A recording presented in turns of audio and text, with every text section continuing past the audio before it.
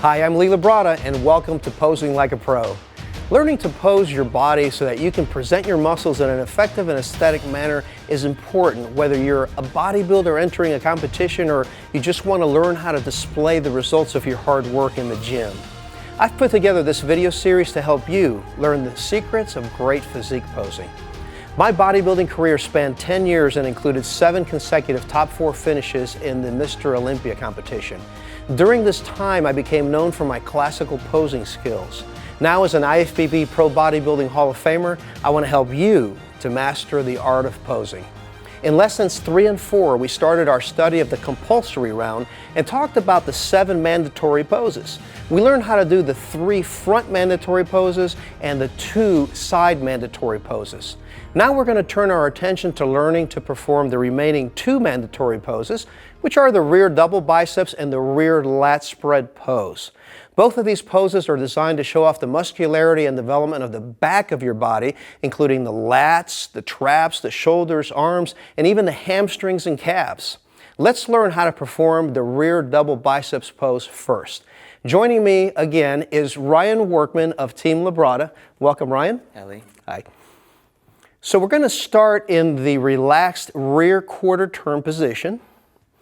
And we're going to begin by placing the ball of the foot of your best leg back behind the heel of your other foot, as you can see here. We're going to illustrate this pose with the right leg back, but you can easily perform this with the left leg back if you wish.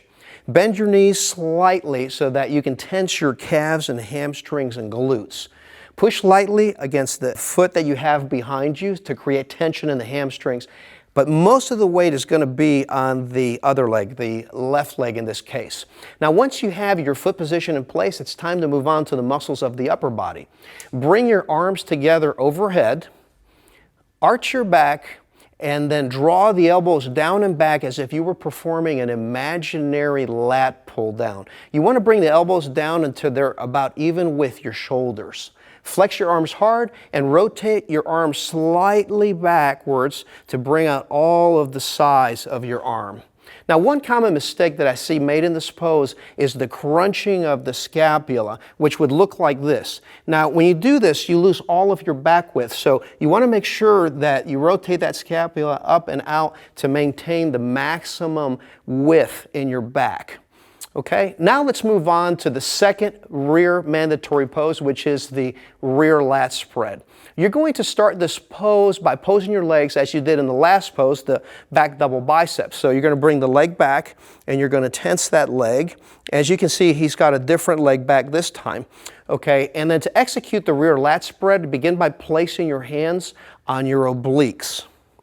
You're going to find the correct position by placing your thumbs on the back of your hips, then closing your hands, and then pulling the elbows forward and rotating the scapula at the same time.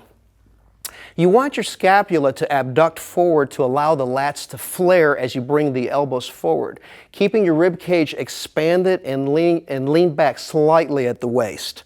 Now, one common mistake I see is contracting the lats at the same time that they're being flared. So that would look like this. Okay, and as you can see, you lose some of that width. So you want to make sure that that scapula is rotated and you have the maximum width in your back. Another mistake is allowing the sternum to collapse and rounding the back too much. You know, so this is what it looks like when it happens. You see, and it takes away his back width. So that's what happens when you round your back too much. So what you want to do is you want to think of your back as a movie screen and you want to make it as large as possible, okay? So that's what that pose would look like when it's executed correctly.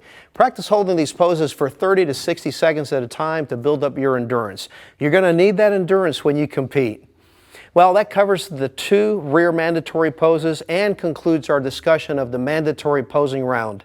Practice all 7 mandatory poses using a mirror and even photographs and videos. Practice these poses until you can execute them comfortably before proceeding to the next lesson. And remember, the more you practice, the better you'll get. When you're ready, join me in lesson 6, where we'll start learning about freestyle posing. You'll learn how to emphasize all of the strong points of your physique, and that is where the fun really begins. I'm Labrada, and you're watching Posing Like a Pro.